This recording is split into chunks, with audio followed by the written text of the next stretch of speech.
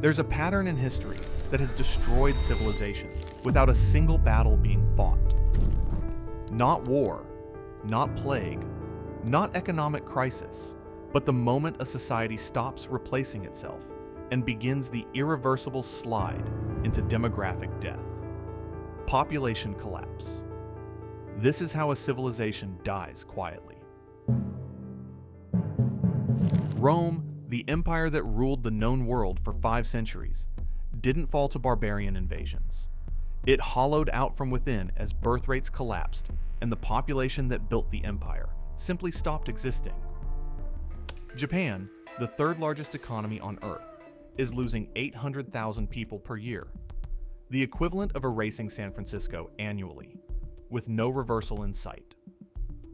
South Korea has a birth rate of 0.72, the lowest ever recorded in human history, meaning the population will be cut in half every generation until the country ceases to exist. And right now, in 2025, you are living through the beginning of the greatest demographic collapse in human history. 23 countries are in stage 5 of population collapse. Not declining slowly, but collapsing.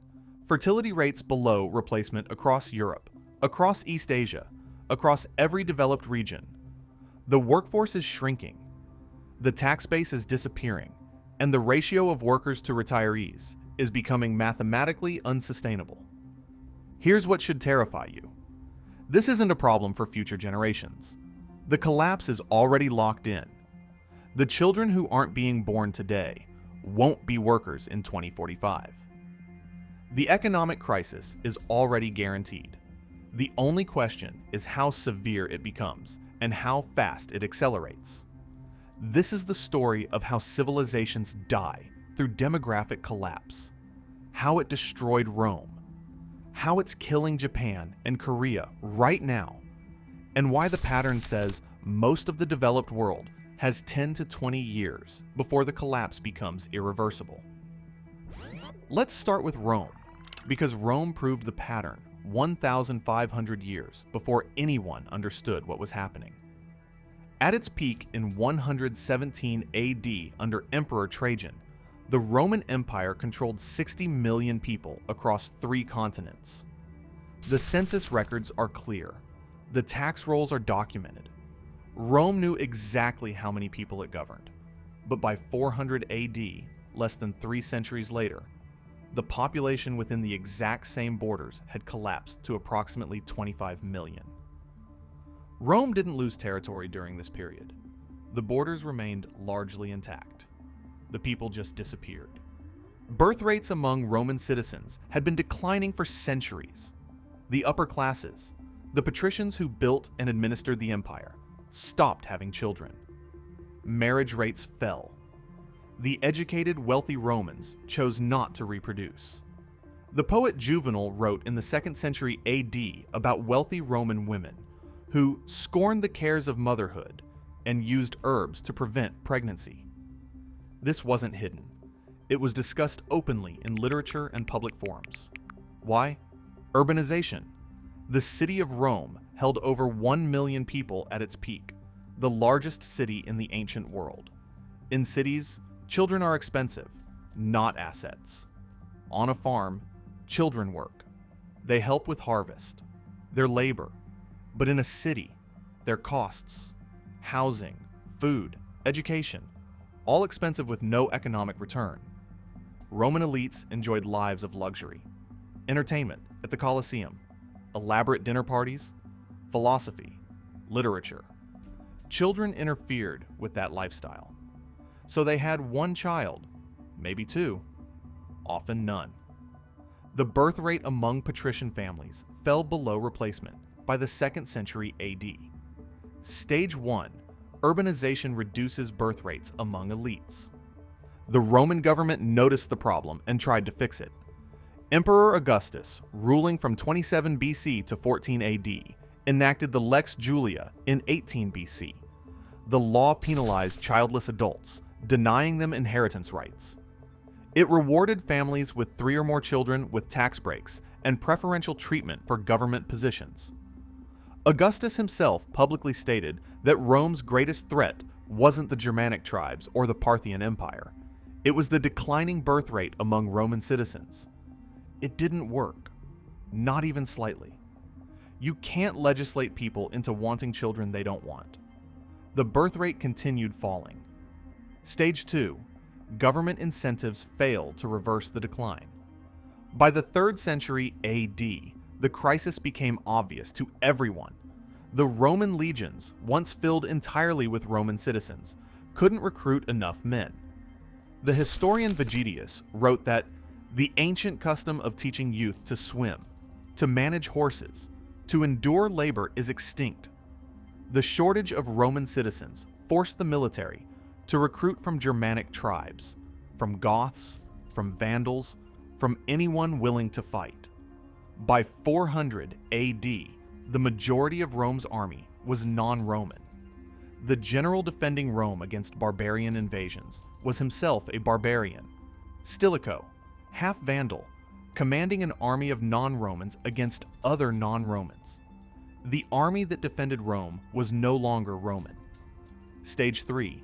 Immigration replaces native population in critical sectors. The economic consequences were catastrophic. Fewer workers meant fewer taxpayers. Tax revenues collapsed. The government couldn't maintain roads, aqueducts, the massive infrastructure that made the empire function. Cities that once held hundreds of thousands shrank to tens of thousands. The city of Rome itself, which had held over 1 million people in 100 AD, contained only 50,000 by 500 AD. That's a 95% population decline. The economy contracted every year. Stage 4. Workforce collapse destroys the tax base and economy. By 476 AD, when the Western Roman Empire officially fell and the Germanic chief Odoacer deposed the last emperor, Romulus Augustus, it wasn't a conquest. Odoacer commanded maybe 20,000 troops. A healthy Rome would have crushed that force. But Rome didn't have the people anymore. The empire simply didn't have the people to sustain itself. Stage 5. Population collapse makes the civilization unsustainable. Let me show you something. Rome took 283 years from its peak population to complete collapse. 3 centuries. That's 10 to 12 generations watching their civilization slowly empty out. But here's the terrifying part. Every generation believed it would recover. Rome is eternal, they said. The decline seemed gradual enough that each generation could ignore it, until it wasn't gradual anymore. Before we jump 1,500 years in time, click the subscribe button if you want to keep informed about how history repeats itself and how close we are right now to another collapse. Now let's jump forward 1,500 years. Japan is living through Rome's collapse in real time, just compressed into decades instead of centuries. Japan's fertility rate was 2.1 in 1974, exact replacement level. Every death was matched by a birth. The population was stable. By 1989, it had fallen to 1.57, by 2005, 1.26. Today, in 2025, Japan's fertility rate sits at 1.20. The population peaked at 128.1 million in 2008. It's now below 123 million and falling by 800,000 people per year. That's not a projection. That's happening right now. Japan loses the equivalent of San Francisco's entire population every single year. Stage 1, urbanization. Tokyo and its surrounding metro area contain 38 million people, the largest urban area on Earth. Apartments in Tokyo average 700 square feet and cost $400,000. A couple living in Tokyo pays 40% of their income just for housing. Add food, transportation, healthcare. There's nothing left.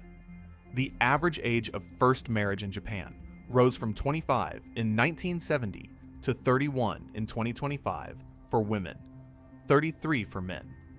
Many never marry at all. The term in Japanese is herbivore men. Young men who have opted out of relationships entirely because they can't afford them. Birth rates collapsed. Stage 2. Government incentives failed completely. Japan has spent over $500 billion on pro-natalist policies over the last 30 years. Cash payments of up to $3,000 per child, subsidized childcare, extended parental leave, tax incentives for large families. Prime Minister Fumio Kishida called the declining birth rate a crisis that will fundamentally shake the foundations of our society. They threw money at the problem. Nothing worked. The birth rate kept falling because you can't bribe people into changing their entire life structure. Stage 3. Immigration was rejected. Japan accepted only 74 refugees in 2020. Total immigration is less than 2% of the population. Japan is 98% ethnically Japanese. They chose cultural homogeneity over demographic stability. They chose to shrink rather than change. This means the workforce collapse happens faster with no buffer. Stage 4 is where Japan is right now. The working age population, people aged 15 to 64, has fallen from 87 million in 1995 to 74 million today. That's 13 million fewer workers in just 30 years. Meanwhile, the population over 65 has exploded from 18 million in 1990 to 36 million today. You're watching in real time as Japan's demographic pyramid inverts. More old people at the top, fewer young people at the bottom. The structure can't hold. Here's what that actually means. The ratio in 1990 was 5.8 workers for every retiree. 5 workers producing economic value, paying taxes to support one retiree's pension and health care. Today, that ratio is 2.0 workers per retiree. By 2050, it will be 1.3 workers per retiree.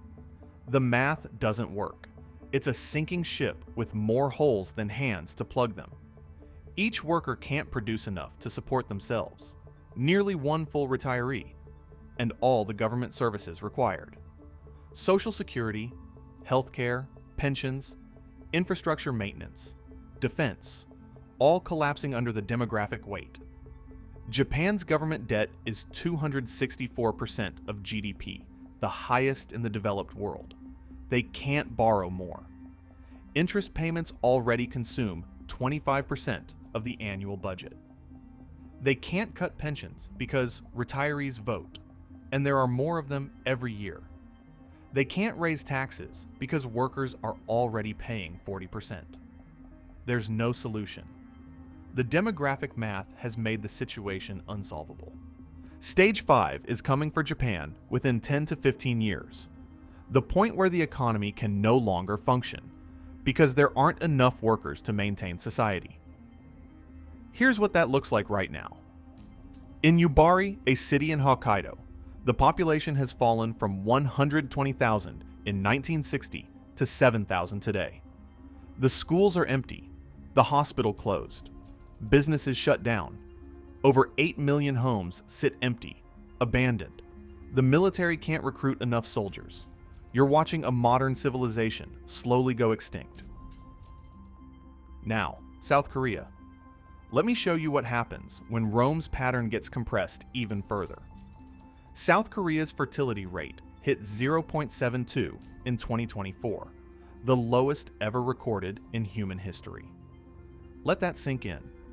To maintain a stable population, you need a fertility rate of 2.1. At 0.72, each generation is 1/3 the size of the previous one. Run that math forward. South Korea has 51 million people today. In 25 years, the next generation will be 17 million. The generation after that, 6 million. Within a century at current rates, South Korea ceases to exist as a viable nation. Stage 1. Extreme urbanization. Seoul and its metro area contain 26 million people, half of South Korea's entire population. Housing costs in Seoul are among the highest in the world. The average apartment costs 12 times the median annual income. The work culture is brutal, the longest hours in the developed world. The average worker in Seoul works 55 hours per week. Add commute time, that's 65 to 70 hours per week away from home. Having children in that environment isn't just difficult, it's financial and personal suicide. Here's what should terrify you about Korea. They know they're dying. The government knows, the people know, and they're doing it anyway. Young Korean women are choosing not to have children as an act of protest against a society they see as fundamentally broken. The 4B movement, 4 no's, no dating, no sex, no marriage, no children, has hundreds of thousands of members. They're choosing extinction over the life their society demands. Stage 2. South Korea spends over $200 billion on pro-natalist policies, the highest per capita in the world. Direct payments of $740 per month per child, free childcare, free housing for families with children. President Yoon Suk-yeol created a Ministry of Low Birth Rate Planning, a government agency whose entire purpose is to get people to have children. The birth rate keeps falling. It fell from 0.81 in 2021 to 0.72 in 2024. Every policy failed because the problem isn't money. It's a society where having children requires women to sacrifice everything. Stage 3. Immigration is culturally difficult. South Korea is even more homogeneous than Japan. They need 500,000 immigrants per year to stabilize the population. They're accepting 100,000, and immigration faces massive cultural resistance. Stage 4. The workforce is already shrinking. South Korea's working age population peaked in 2020 at 37.5 million. It's now 36.8 million, and falling fast. By 2030, they'll lose 3 million workers. By 2050, the workforce could be half of what it is today. Stage 5 is 15 to 20 years away for Korea. But here's what makes Korea's situation existentially different. Korea borders North Korea, a country with 26 million people and nuclear weapons. South Korea's military currently has 550,000 active troops. By 2040, they won't be able to field 300,000 because there won't be enough young men. Demographics could accomplish what 70 years of tension haven't: the end of South Korea as an independent nation. So let's identify the pattern, because once you see it, you'll understand you're living through it right now. Stage 1. Urbanization reduces birth rates. Stage 2. Government incentives fail. Stage 3. Immigration provides temporary relief, but most reject it. Stage 4. Workforce collapse. Unsustainable math. Stage 5. Economic and social collapse. Rome took 300 years. Japan is doing it in 50. Korea might do it in 30. The pattern is accelerating, and you're living through this right now. 23 countries are in Stage 4. Italy, fertility rate 1.24. Schools closing, towns emptying. Spain, 1.19, losing 100,000 people annually. Germany, 1.53. Without immigration, shrinking by 200,000 yearly. China, 1.09. Population peaked in 2022, now falling. The workforce declined by 40 million in a decade. The United States sits at 1.62, below replacement since 2007. Without immigration, the US would already be shrinking. But immigration is now the most politically divisive issue in the country. Half wants to stop it. The other half wants to increase it. The political tension is tearing the country apart, even as immigration is the only reason the economy still functions. The pattern is absolute. No country has ever reversed a fertility collapse below 1.5. Not one. France tried. Russia tried. Singapore tried. Hungary tried. Nothing worked. Here's why this is different. Economic crashes recover, pandemics end, wars end. But demographic collapse locks in decades in advance. The children not being born in 2025 won't be workers in 2045, won't be taxpayers in 2050. The crisis is already guaranteed. 3 examples: Rome, Japan, Korea. Same 5 stages, same outcome. The developed world is in stage 4, heading towards stage 5 within 10 to 20 years. The only question is timing. Japan hit the point of no return around 2010. Even if fertility jumped to 2.1 tomorrow, it would take 40 years to normalize. They can't recover. Korea is hitting it right now. At 0.72, recovery is mathematically impossible. And the pattern says the collapse is coming, not as prediction, as mathematics. You can't defy demographic math any more than you can defy gravity. If this opened your eyes to the demographic catastrophe you're living through right now, subscribe. Because when stage 5 hits, you'll want to understand what happened and why the pattern has played out before. Rome proved it. Japan is proving it. Korea is proving it. And the pattern never lies.